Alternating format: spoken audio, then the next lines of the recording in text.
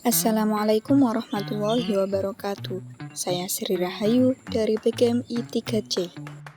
Mata kuliah kali ini tetap dengan kurikulum dan pembelajaran.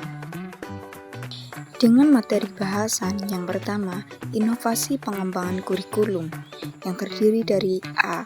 Program belajar jarak jauh, B. MBS, C. Pembelajaran kontekstual. Yang kedua, difusi inovasi pendidikan, yang terdiri dari A. Esensi inovasi, B. Saluran komunikasi, C. Faktor waktu, dan D.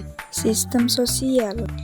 Yang ketiga, faktor inovasi dalam pengembangan kurikulum, yang terdiri dari A. Memiliki tujuan yang jelas, B. Relevan dengan kebutuhan, C. Dilakukan secara sistematis. Langsung saja kita bahas. Yang pertama yaitu inovasi pengembangan kurikulum. A. Program belajar jarak jauh. Pembelajaran jarak jauh atau PJJ adalah proses belajar mengajar di mana pengajar dan peserta didik berada dalam lokasi atau tempat yang berbeda. Dengan kehadiran teknologi digital saat ini, PJJ dapat dilakukan dengan lebih mudah dan efektif. Selanjutnya, B. MBS. Manajemen berbasis sekolah merupakan suatu pendekatan dalam manajemen yang memberikan kekuasaan dan tanggung jawab kepada sekolah untuk mengambil keputusan yang berkaitan dengan pengelolaan, pengembangan, dan peningkatan mutu pendidikan. C. Pembelajaran kontekstual. Pembelajaran kontekstual dapat diartikan sebagai konsep belajar yang dapat membantu pendidik dan peserta didik dalam memahami lebih dalam materi yang diajarkan dan mengaitkannya dalam kegiatan sehari-hari, sehingga peserta didik mampu menerapkan hasil belajarnya dengan baik. Selanjutnya, materi yang kedua, difusi inovasi pendidikan. A. Esensi inovasi. Inovasi itu terkait dengan gagasan atau ide, produk atau objek, teknik atau prosedur, dan teknologi yang dianggap baru oleh seseorang, dan kebaruannya itu bersifat relatif. Jika suatu ide, produk, teknik, atau prosedur, teknologi dianggap baru oleh seseorang, maka hal tersebut adalah inovasi bagi individu tersebut. Selanjutnya, B. Saluran komunikasi. Inti dari proses difusi adalah interaksi manusia untuk mengkomunikasikan ide baru kepada orang lain.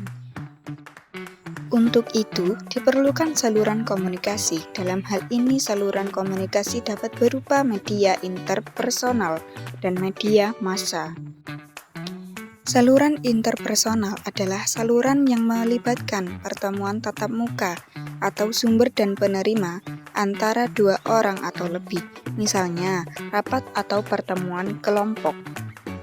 Sedangkan saluran media massa adalah alat-alat penyampai pesan yang memungkinkan sumber mencapai suatu audiens dalam jumlah besar yang dapat menembus batasan waktu dan ruang, misalnya radio, televisi, film, surat, kabar, buku.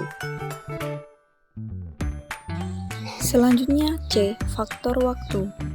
Dalam pengembangan kurikulum, waktu menjadi faktor penting karena perubahan dalam pendidikan harus dilakukan, bahkan mempertahankan inovasi pendidikan yang tidak populer sesuai akan kebutuhan zaman. Selanjutnya D. Sistem sosial.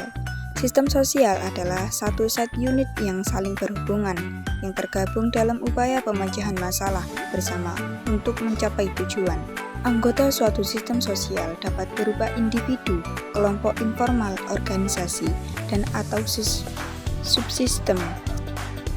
Materi yang ketiga yaitu faktor inovasi dalam pengembangan kurikulum. A. Memiliki tujuan yang jelas. Tujuan jelas pengembangan kurikulum adalah untuk meningkatkan kualitas pendidikan dengan mengatur dan mengintegrasikan berbagai komponen pembelajaran. B. Relevan dengan kebutuhan.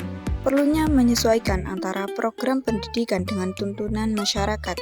Inovasi dalam pengembangan kurikulum adalah penting untuk memastikan bahwa kurikulum tersebut tetap relevan dengan kebutuhan saat ini. Selanjutnya C. Dilakukan secara sistematis. Inovasi perkembangan kurikulum dilakukan secara sistematis dengan tujuan untuk meningkatkan kualitas pendidikan dan diharapkan dapat tercipta kurikulum yang relevan, responsif terhadap perkembangan zaman, dan mampu menghasilkan lulusan yang berkualitas. Itulah yang dapat saya sampaikan. Terima kasih. Wassalamualaikum warahmatullahi wabarakatuh.